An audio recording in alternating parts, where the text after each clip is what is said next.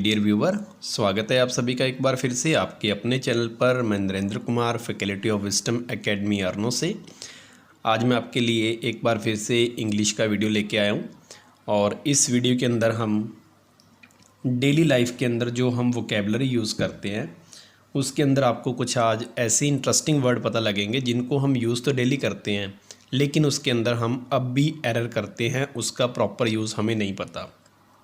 तो कुछ वर्ड मैंने आपके लिए सिलेक्ट किए हैं जो काफ़ी इंटरेस्टिंग लगेंगे। आपको लगेगा कि मैं तो रोज़ ही गलत लिखता हूँ इनको, तो ऐसे ही कुछ वर्ड्स के ऊपर आज मैं आपको जानकारी देने जा रहा हूँ। तो सबसे पहला मैंने आपके लिए वर्ड सेलेक्ट किया है क्लॉथ। अब जो क्लॉथ वर्ड है इसको सिंगुलर फॉर्म में तो हम क्लॉथ ही बोलते हैं, लेकिन जब भी हम इसको प्लूरल फॉर्म में लिखते हैं तो इसको आपको कई बार लगता होगा कि हमारे स्पेलिंग दोनों में से कौन से सही हैं। तो आप कई बार तो इसके स्पेलिंग लिखते हो CLOTHS, और कई बार आप देखते हो कि आपको लगता है कि स्पेलिंग तो ये भी सही है और स्पेलिंग ये भी सही है।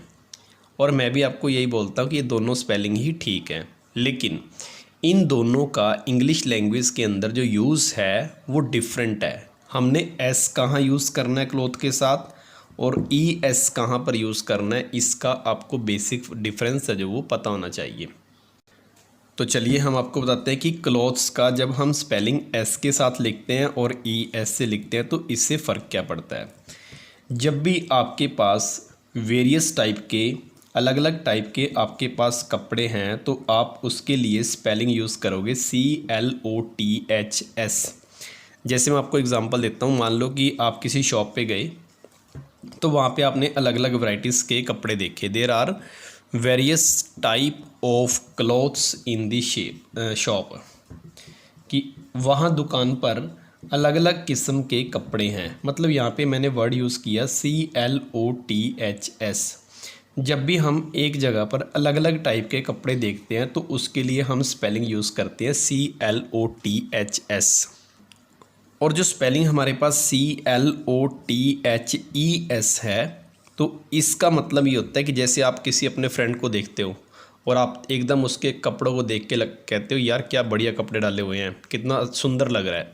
इसका मतलब कि किसी भी व्यक्ति ने जो पर्टिकुलर एक टाइम के ऊपर कोई भी ड्रेस डाली हुई है, या हम इसको हिंदी में बोलें पोशाक, तो जब आपका कोई भी फ्रेंड कोई अच्छे कपड़े डाल के आपके सामने आया और आप एकदम उसको देख के सरप्राइज़ हो जाते हैं तो उसके लिए हम स्पेलिंग यूज़ करते हैं CLOTHES। वी वियर, या आप पर्टिकुलर किसी सीज़न के कपड़े डाल रहे हो तो तब भी हम यूज़ करते हैं CLOTHES। विंटर के लिए हमारे कपड़े स्पेशल होते हैं, हम सारे कपड़े गर्म ही डालते हैं, तो वो गर्म कपड़े किसी पर्टिकुलर सीज़न को बिलोंग करते हैं, इसके लिए हम स्पेलिंग यूज़ करेंगे ES। जबकि अलग अलग सीजन के या अलग अलग वैरायटीज़ के जब कपड़े होते हैं तो उनके लिए हम यूज़ करते हैं CLOTHS। तो आप जब भी किसी अपने फ्रेंड को देखोगे और उसका कपड़ा या उसका जो पहरावा आपको अट्रैक्टिव लगा पहली झलक में तो उसके लिए आप स्पेलिंग यूज़ करोगे ES। तो गाइज़ आपको यहाँ से डिफरेंस है वो क्लियर होगा कि S और ES क्लॉथ्स के स्पेलिंग डिफरेंट क्यों हैं। ठीक है, मीनिंग दोनों का सेम है, ये दोनों ही आपके प्लूरल फॉर्म में यूज़ किए जाते हैं, लेकिन इसको यूज़ करने का जो मेथड है वो इंग्लिश लैंग्वेज के अंदर डिफरेंट है। तो ये था आपका फर्स्ट वर्ड। ऐसे ही मैंने आपके लिए एक वर्ड आज सेलेक्ट किया है ब्रदर, BROTHER, ब्रदर। अब जो ब्रदर है इसका प्लूरल फॉर्म होता है ब्रदर्स, तो ये तो आप सभी ने सुना ही होगा। अब ऐसे ही एक वर्ड हम यूज़ करते हैं BRETHREN, ब्रेथरन। ठीक है, अब ये दोनों ही वर्ड सही हैं। ब्रदर का प्लूरल फॉर्म ब्रदर्स भी है और ब्रेथरन भी है, लेकिन यहाँ पे आपको ये समझना होगा कि ब्रदर्स हमने कब यूज़ करना है और ब्रेथरन वर्ड कब यूज़ करना है। आज के मैं बताता हूँ कि जितने भी मैं वर्ड आपके लिए लेके आया हूँ ये बहुत कम व्यूअर्स को इसके बारे में इन्फॉर्मेशन होगी और आज आप काफ़ी कुछ सीखने वाले हैं मेरी इस वीडियो से। तो ब्रदर्स जब हम वर्ड यूज़ करते हैं तो ये ब्रदर्स हम तब यूज़ करते हैं जब किसी के साथ हमारा खून का रिश्ता हो, मतलब कि हमारे ब्लड रिलेशन के अंदर अगर हमारा कोई भाई है तो उनके ग्रुप के लिए हम ब्रदर्स वर्ड यूज़ करते हैं। और जो वर्ड मैंने लिखा आपके पास BRETHERN, ब्रेथन वर्ड्स, ये ब्रेथन वर्ड्स हम तब यूज़ करते हैं जब हम सपोज़ करो कि कहीं पर अपने ग्रुप में गए हुए हैं, जैसे हम मंदिर में एक कमेटी बना ली, टीम बना ली, ठीक है, किसी मस्जिद में हमने एक ग्रुप बना लिया, या सपोज़ करो कि हम किसी भी धार्मिक संस्था के अंदर बोलते हैं कि चलो भाई लोग हम चलते हैं, अब तो चलते हैं कि जो फंक्शन था वो ख़त्म हो गया। तो जिनके साथ आपका ब्लड रिलेशन नहीं है तो उनके लिए आप वर्ड यूज़ करोगे ब्रेथरन। जैसे मैं आपको एग्जांपल देता हूँ, मैंने वर्ड लिखा brethrens, let us now be up and doing. अब इसको हम हिंदी में क्या लिखेंगे, भाइयों, यहाँ पे हम इसको वर्ड क्या यूज़ करेंगे, भाइयों, अब हम लोगों को उठ खड़ा होना चाहिए। मतलब ये आप उन व्यक्तियों को बोल रहे हो जिनके साथ आपका ब्लड रिलेशन नहीं है। तो ऐसे वर्ड्स को हम जब यूज़ करते हैं ब्लड रिलेशन के हिसाब से तब तो हम यूज़ करेंगे ब्रदर्स, लेकिन अगर हम ब्लड रिलेशन वाले वर्ड्स के लिए ये यूज़ नहीं कर रहे तो हम इसके लिए वर्ड यूज़ करते हैं ब्रेथरन। तो ये फ़र्क होता है, दोनों का प्लूरल फॉर्म सेम है लेकिन उसका यूज़ करने का जो डिफरेंट जो कंसेप्ट है वो ये है। इसके बाद मैं आपके लिए तीसरा वर्ड आज लेके आया हूँ DIE, डाई। ठीक है, अब जो डाई का प्लूरल फॉर्म है वो हमारे पास दो हैं। एक तो हमारे पास है डाइस, DIES, डाइस, और एक आपने वर्ड सुना होगा मैथ के अंदर डाइस। तो ये दोनों ही डाई के प्लूरल फॉर्म है, लेकिन ये नहीं कि इन दोनों का मीनिंग भी एक होगा। जो हमारे पास वर्ड DIES, डाइस है, ये हम उस समय यूज़ करते हैं जब हम पुराने समय में या आज के समय में भी देखा जाए तो जो सिक्के होते हैं, हमारे कॉइन्स होते हैं, उनके ऊपर जो स्टैंप लगती है ना, तो उस स्टैंप के लिए हम ये वर्ड यूज़ करते हैं। यानी कि जो सिक्कों के जो मोहर होती है, स्टैंप होती है, उसके रूप में हम इस वर्ड को यूज़ करते हैं। जब भी हम स्टैंप लगाते हैं कॉइन्स के ऊपर तो उसके लिए वर्ड यूज़ करते हैं डाइस। और जो डाइस वर्ड है ये हम यूज़ करते हैं लूडो के लिए। जैसे हम लूडो खेलते हैं तो उसके ऊपर 1 2 3 4 5 6 नंबर्स होते हैं, तो उसके लिए हम वर्ड यूज़ करते हैं dice. I play ludo with dice, DICE। तो ये दोनों वर्ड आपके लिए नए वर्ड हैं। तो ये भी ठीक है वर्ड, ये भी ठीक है, दोनों गलत नहीं है, लेकिन इनके यूज़ के अंदर आपको क्या मिलेगा, डिफरेंस मिलेगा। इसके बाद हमारा आज का जो फोर्थ वर्ड रहेगा वो आपका वर्ड है हैबिट, और दूसरा वर्ड होता है कस्टम। ये दोनों वर्ड हैं जो डिफरेंट हैं। हैबिट का मतलब होता है आपकी किसी भी प्रकार की आदत है जो आप डेली यूज़ करते हैं, हैबिचुअल आप उस चीज़ के। जबकि कस्टम वर्ड का मतलब होता है रीति, हम जैसे रीति रिवाज निभाते हैं तो कस्टम वर्ड होता है रीति, जबकि हैबिट का मतलब होता है आदत। ये दो वर्ड आपके लिए डिफरेंट हैं। ठीक है, तो हम इसकी अभी कोई भी एक एग्जांपल ले सकते हैं। हमने जैसे एग्जांपल ली यहाँ पे कि पुअर चिल्ड्रन ऑफन। अब देखो इस वर्ड को भी बहुत सारे स्टूडेंट गलत पढ़ते हैं। ये ऑफन होता है, इसको आप ऑफ्टन पढ़ते हो जो कि गलत इसकी प्रोनाउंसिएशन है। तो इसको आपने पढ़ना है ऑफन। ऑफन का मतलब होता है अक्सर। A victim of bad habit, कि ये आमतौर पर देखा जाता है कि जो गरीब बच्चे होते हैं वो बुरी आदतों का शिकार होते हैं या शिकार हो जाते हैं।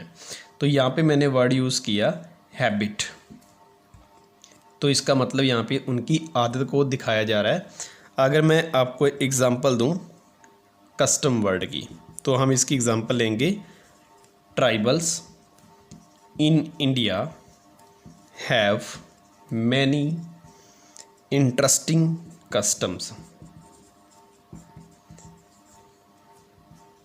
तो जैसे हमने इसको अब इसकी हिंदी समझेंगे कि जो भारत के अंदर कबीले हैं, ट्राइबल्स का मतलब जो कबीले हैं, उनकी बहुत सारे जो रिवाज हैं या रीतियां हैं वो इंटरेस्टिंग है। मतलब वो जो भी रीतियां निभाते हैं अपने कल्चर के अंदर वो काफ़ी इंटरेस्टिंग है। तो यहाँ पे जो कस्टम वर्ड यूज़ किया गया इसका मतलब रीति है, जबकि जो ये हैबिट वर्ड यूज़ किया गया इसका अर्थ आदत है। तो ये दोनों वर्ड आपके लिए डिफरेंट वर्ड होंगे यहाँ पे।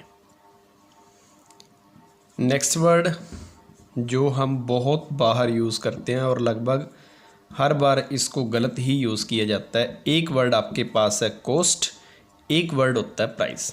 जैसे हम शॉप पे जाते हैं तो हम उससे कई बार तो ये बोलते हैं कि इसका प्राइस क्या है। जैसे आपने कोई जीन्स लेनी है या कोई भी आपने प्रोडक्ट परचेज़ करना है तो आप ये नहीं सोचते कि मैंने उसको कहाँ प्राइस बोलना है और कहाँ मैंने उसको कॉस्ट बोलना है। आप बोलते हो कि इसकी कॉस्ट क्या है, कई बार आप बोलते हो कि प्राइस क्या है। दोनों में आप कन्फ्यूज़ रहते हो कि कॉस्ट सही है या प्राइस सही है। तो अब मैं आपको यहाँ से क्लियर करता हूँ कि इन दोनों में फ़र्क क्या है। जो कस्टमर होता है जिसने सामान परचेज़ करना है, जिसको हम उपभोक्ता बोलते हैं, तो उसके लिए वर्ड है प्राइस। जो भी वैल्यू किसी प्रोडक्ट की कस्टमर के द्वारा पेड की जाती है तो उसको हम बोलते हैं प्राइस। लेकिन जो प्रोड्यूसर द्वारा या किसी रिटेलर के द्वारा या किसी शॉपकीपर के द्वारा जो प्रोडक्ट के पैसे दिए जाते हैं उसको बोलते हैं कॉस्ट। जो शॉपकीपर पेड करता है वो कॉस्ट होती है, लेकिन जो कस्टमर पेड करता है वो प्राइस होती है। तो यहाँ से आपको ये कॉस्ट और प्राइस इन दोनों का डिफरेंस क्लियर होगा। अब यहाँ से इसको याद करने की ट्रिक भी है आपके पास। आप अगर इसको याद करना चाहें तो कस्टमर पेड कर रहा है प्राइस, जबकि प्रोड्यूसर पेड कर रहा है कॉस्ट। तो सी का इन्वर्स पी और यहाँ पे पी का इन्वर्स सी, तो एक दूसरे से ऑपोजिट है। कस्टमर सी से है तो कॉस्ट सी से नहीं पेड करेगा, वो कस्टमर पी से करेगा प्राइस, और प्रोड्यूसर पी से नहीं करेगा, उल्टा वो सी से करेगा। यानी कि जो प्रोड्यूसर पेड करेगा वो कॉस्ट होती है, जो कस्टमर पेड करेगा वो प्राइस होती है। ये एक दूसरे से इन्वर्स है। तो ये वर्ड आपको नोट कर लेना है। नेक्स्ट वर्ड हमारे पास है कस्टमर और दूसरा वर्ड होता है क्लाइंट। तो अब इन दोनों में आपको फ़र्क क्लियर होता है। कस्टमर और क्लाइंट इन दोनों में भी एक बेसिक डिफरेंस है। जो हमारी गुड्स होती हैं, जितनी भी वस्तुएं होती हैं, उनको ख़रीदने वाले को बोलते हैं कस्टमर।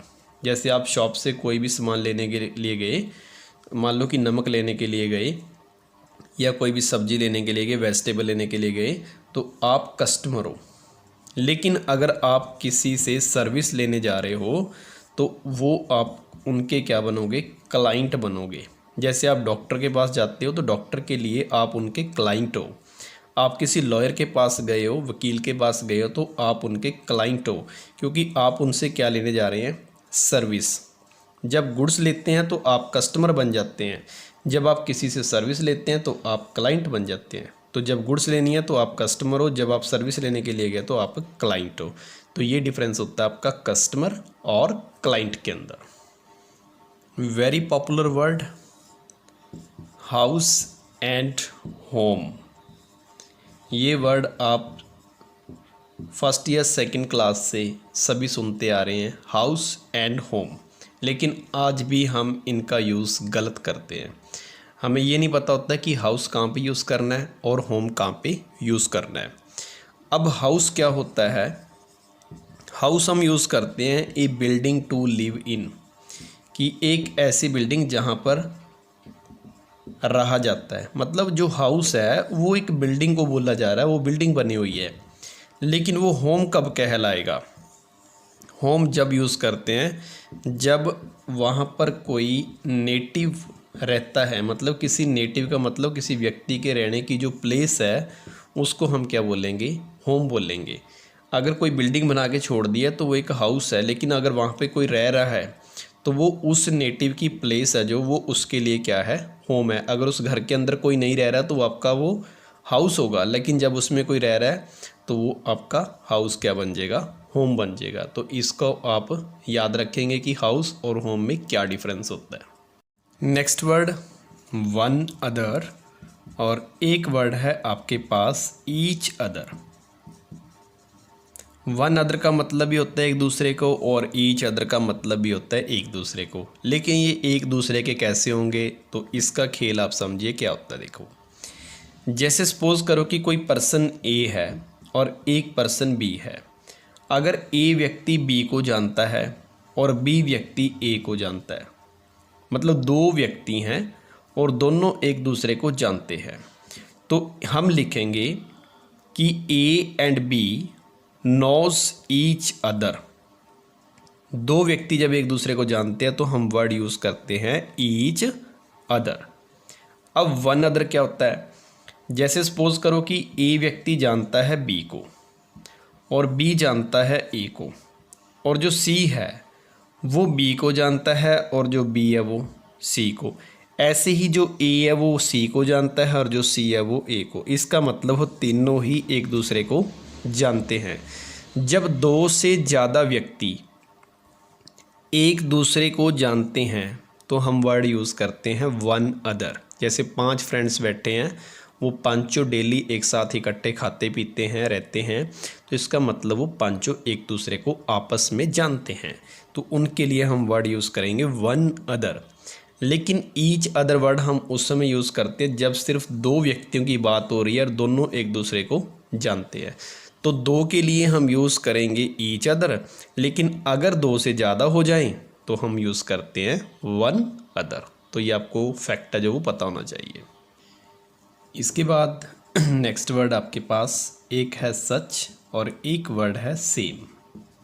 Such and same. अब इन दोनों में देखिए क्या फ़र्क होता है।